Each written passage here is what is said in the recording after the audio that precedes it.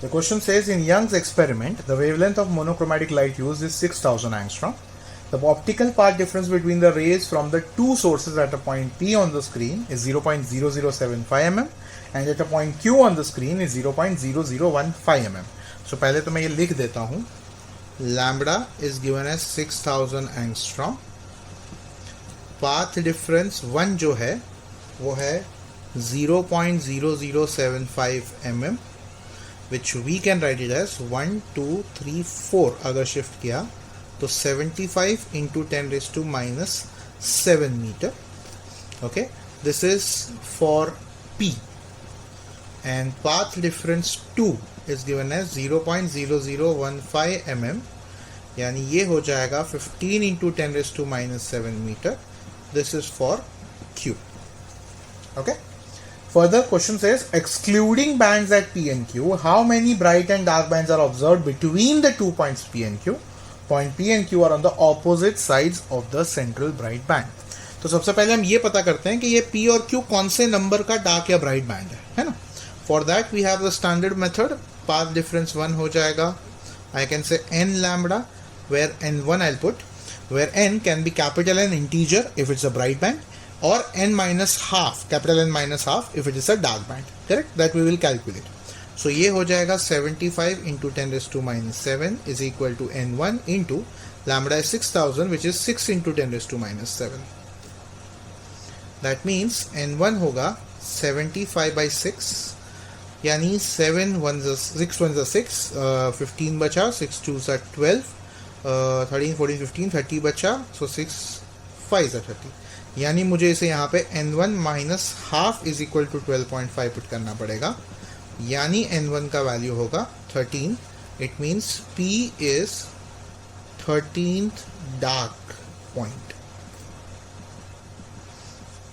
ठीक है, that's the first case. Now if you go for the second case, path difference 2 हो जाएगा n2 lambda. तो इस बार पाथ डिफरेंस 2 है 15 into 10 raise to minus 7. n2 नहीं पता, lambda is 6 into 10 raise to minus 7, यानी n2 होगा 15 by 6, यानी 6 2 12 30, so 6 5 so ये भी होगा n2 minus half which is 2.5, यानी n2 होगा 3, यानी Q होगा थर्ड डार्क पॉइंट.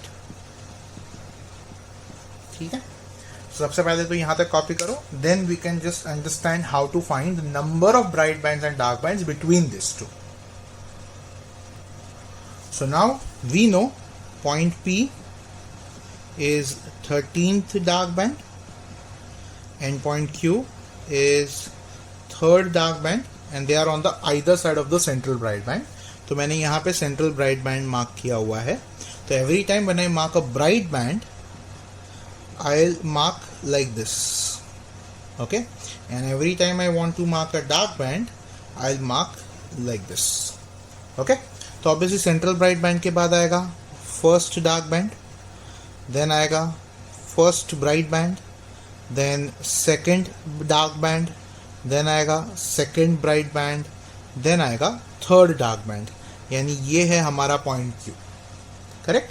इसी तरह से first dark, first bright, second dark, second bright, third dark, third bright, fourth dark, fourth bright, fifth dark, fifth bright, sixth dark, sixth bright, seventh dark, seventh bright, eighth dark, eighth bright, ninth dark, ninth bright, 10th dark, 10th bright, 11th dark, 11th bright, 12th dark, 12th bright, and 13th dark. बाप रे, 1 2 3 4 5 6 7 8 9 10 11 12 13. तो ये है हमारा point P. Okay. तो अब हमें bright और डार्क पॉइंट्स कैलकुलेट करने हैं. आप को काउंट कर लो सीधा सीधा. ये को P को और Q को काउंट नहीं करना है. ठीक है.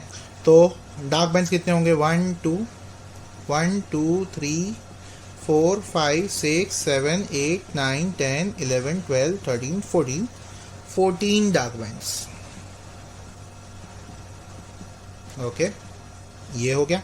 अब ब्राइट कैलकुलेट करते हैं. तो 1 2 3 4 5 6 7 8 9 10 11 12 13 14 15, यानी 15 ब्राइट बैंड्स.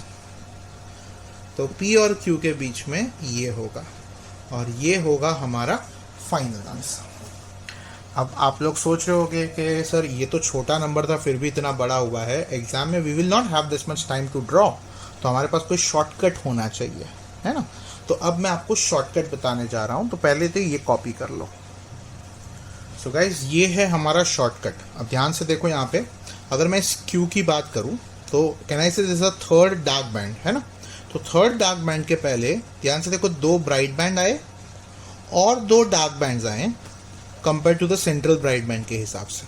तो सेंट्रल ब्राइट बैंड और nth डार्क बैंड के बीच में हमेशा n ब्राइट्स और n डार्क आएगा, करेक्ट। इसी जगह पे अगर मैंने ये ब्राइट पॉइंट लिया होता है ये वाला, तो अगर आप देखोगे this is like 0 first and second, this is second bright. So second bright और सेंट्रल ब्राइट बैंड के बीच में एक ब्राइट आया और 2 डार्क आया, यानी सेकंड के लिए 2 डार्क, सेकंड के लिए 1 ब्राइट, यानी 1 bright come but dark exact वही नंबर जितना number dark band bright band था। यानी nth ब्राइट बैंड के लिए n-1 ब्राइट बैंड्स होंगे और n डार्क बैंड्स होंगे। अब इसको हमें यूज कैसे करना है वो ध्यान से देखो। I can say between central bright band and Q, where Q is third dark band, है ना। अब थर्ड के हिसाब से, डार्क बैंड के हिसाब से हमें ये शॉर्टकट फॉलो करना है।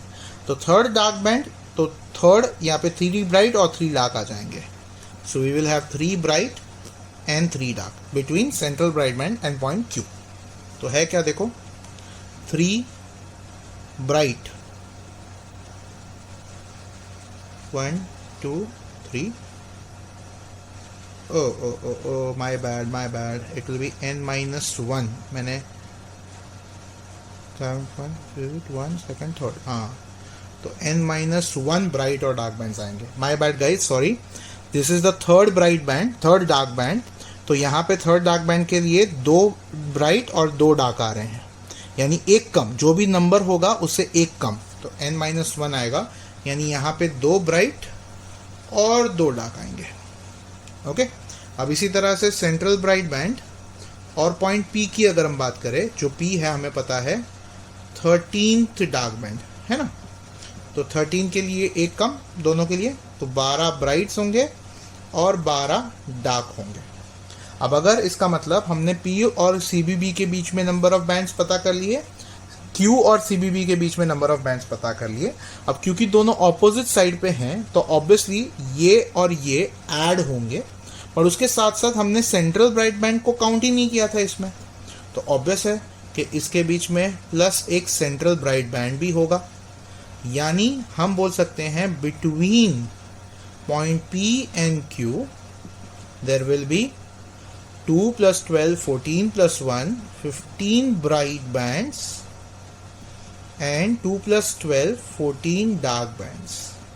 चेक करो, वही आंसर आ गया जो हमें पहले आया था।